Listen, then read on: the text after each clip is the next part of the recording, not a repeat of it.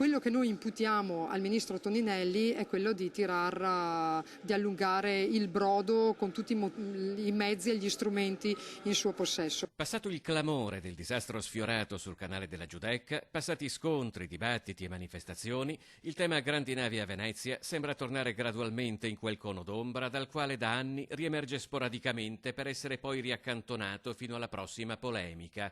Le secche su cui si è arenato questa volta tracciano un solco profondo tra il Ministero delle Infrastrutture, che punta sulla deviazione della crocieristica a Chioggia o a Lido, e Comune e Regione, che puntano invece su Marghera.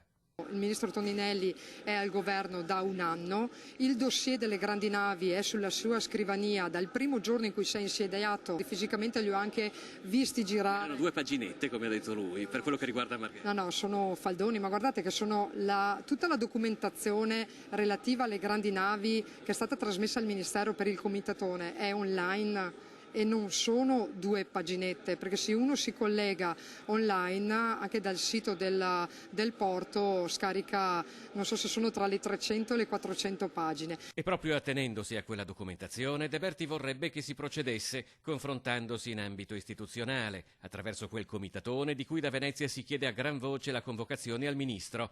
Toninelli ha invece paventato una consultazione popolare a carattere locale per scegliere tra Lido e Chioggia, escludendo quindi la soluzione che proprio il Comitatone aveva individuato nel 2017, Marghera. C'è un intervento minimale da fare, 1,8 milioni di metri cubi di fanghi da asportare dal Vittorio Emanuele.